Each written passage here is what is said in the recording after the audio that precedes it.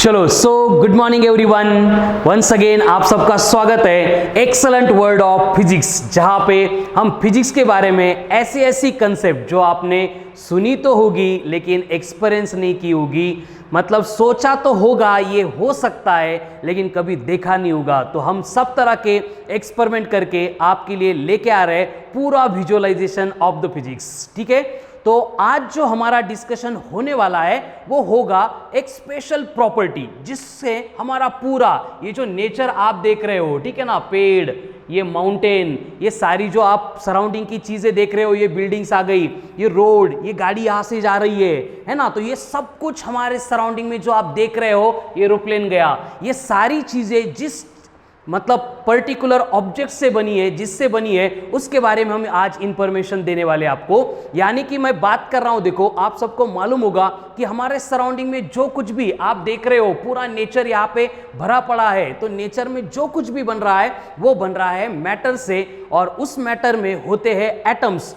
और ये एटम में जो पार्टिकल्स है, प्रोटॉन, न्यूट्रॉन एंड इलेक्ट्रॉन, इनके प्रॉपर्टीज के बारे में आज हम डिस्कस करने वाले हैं। ठीक है, तो ये मेरे सामने आपने देखा क्या है, कुछ भी नहीं है, एक स्फीयर है जिसके पास क्या है, मास भरा पड़ा है। इसको अगर हम थोड़ा सा ध्यान से ऑब्जर्व करेंगे तो ये मास होता है, लेकिन ये मास मतलब क्या है, इसकी एक थोड़ी सी अलग कंसेप्ट आज अपन डिस्कस करने वाले हैं। इसको अगर मैंने स्पेस में रख दिया, ठीक से ऑब्जर्व करेंगे तो ये क्या कर रहा है, सराउंडिंग के स्पेस में अपना एक स्फीयर बना रहा है। हम नेक्ड आई से उसको देख नहीं सकते, लेकिन आप अभी एक्सपीरियंस कर सकते हो कि ये स्फीयर है और ये अपने सराउंडिंग में क्या कर रहा है, एक स्फेरिकल शेप, स्फेरिकल स्पेस बना रहा है, मतलब कि ये स्पेस में अपना कंट्रोल कर रहा है, और ये स्पेस में अपनी सराउंडिंग में, स्फेरिकल स्पेस में अपना कंट्रोल बनाने की जो टेंडेंसी होती है उसी को अपन बोलते हैं मास। तो इस मास के बारे में हम आज डिस्कस करने वाले हैं, मतलब आपको आइडिया आ तो गई होगी कि हम आज डिस्कस करने वाले हैं अबाउट ग्रेविटेशन,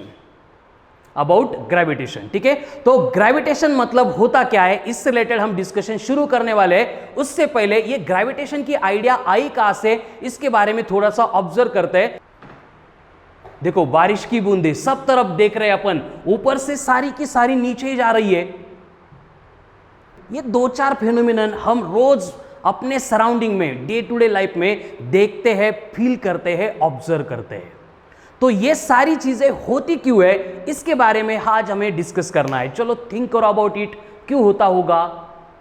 जैसे आपने अभी थिंक करना शुरू किया, अरे हाँ ये तो हमारे सराउंडिंग में होता ही है ना, पेड़ पे कोई फ्रूट है नीचे गिरता है, रेन है वो भी नीचे आके गिरती है ना, चलते चलते मेरे हाथ में अभी ये मैंने स्पेयर ले लिया है ना, एकदम जादू से स्पेयर आ गया मेरे हाथ में, इसको छोड़ दूंगा ये भी नीचे गिर रहा है। यानी कि हम अर्थ के ऊपर कहीं पे भी जाएंगे, हम हो या फिर कोई भी ऑब्जेक्ट हो, वो अर्थ के टूवर्ड्स खींचा जा रहा है।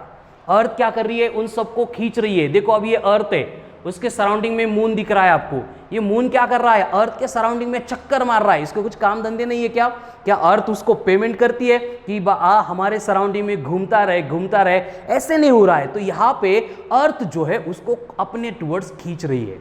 तो ये सारी बातें हम बचपन से देखते आ रहे, फील करते आ रहे, लेकिन उसके पीछे रीजन क्या होता है इसके बारे में हमने कभी सोचा ही नहीं।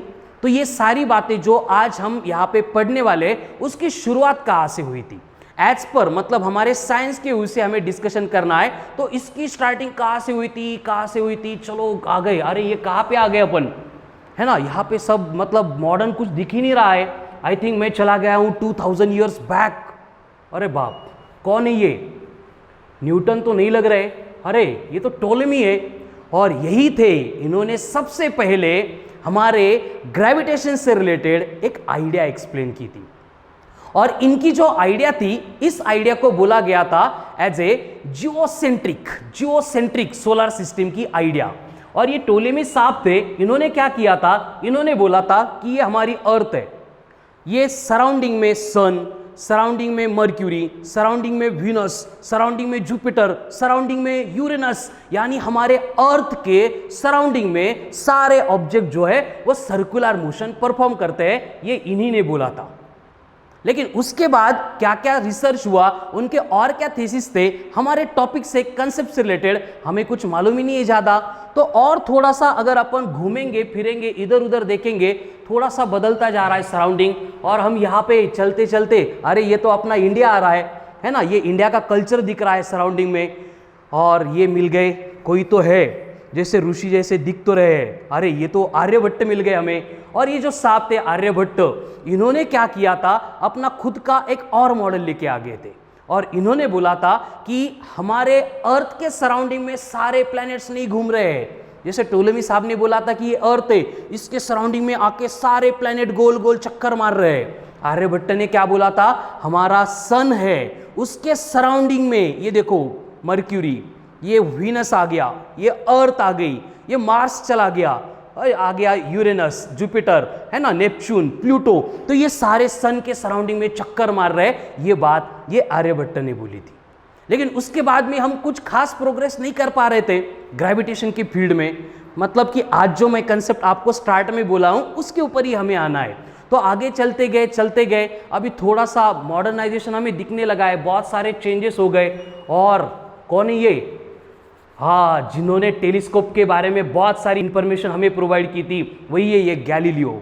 और गैलीलियो ने क्या बोला था कि गैलीलियो ने सबसे पहले बोला था कि अर्थ के पास कुछ तो है, जिसके वजह से क्या होता है, कोई भी बॉडी अगर हम किसी पर्टिकुलर हाइट से छोड़ देंगे तो इररिस्पेक्टिव ऑफ इट्स मास, उसके मास के ऊपर डिपेंड नहीं कर रही है, और वो बॉडी साइमल्टेनियसली अर्थ के ऊपर आ रही है। अब इन्होंने एक्चुअल में क्या बोला था, इसको थोड़ा सा समझते हैं। चलो फिर से एकदम क्लासरूम वाली फीलिंग नहीं चाहिए हमें फ्री ऑफ वर्ड, मतलब एकदम पूरा जो हमारा नेचर है उसको देखते देखते ऑब्जर्व करते करते फिजिक्स को समझना है, ठीक है। चलो अभी अपन एकदम माउंटेन पे आ गए, आगे नीचे देख रहा हूं मैं, बहुत बड़ी खाई है, मैं ऊपर खड़ा हूं, मैं तो जंप नहीं करने वाला। अब मैं क्या करूंगा, यहां पे मुझे देखना है कि गैलीलियो ने बोला क्या था। तो मैं एक लेके आ गया, एक एलिफेंट के बच्चे को, हाथी का बच्चा है, पूरा हाथी तो नहीं लेके आ सकता हमें, और बाजू में कौन है, यस हमारा वही डॉगी है ना।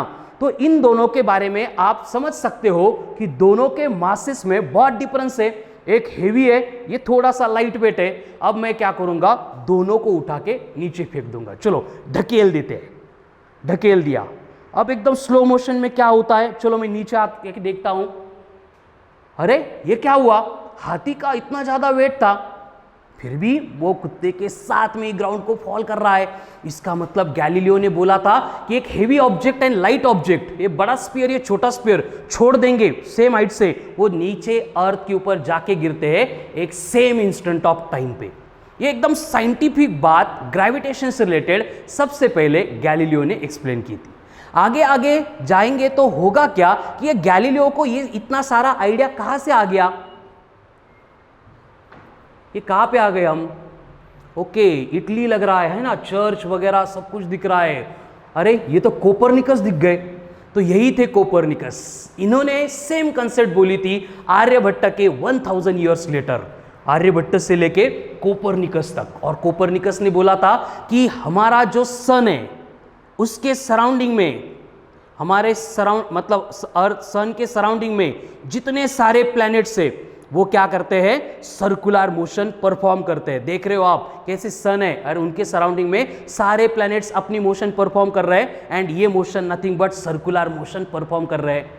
लेकिन यहां पे एक प्रॉब्लम हुआ था कि जो चर्च था उन कंट्रीज में बहुत ज्यादा उनका कंट्रोल था, उन्होंने ये कोपरनिकस के थ्योरी को रिजेक्ट कर दिया कि ऐसे नहीं होता है।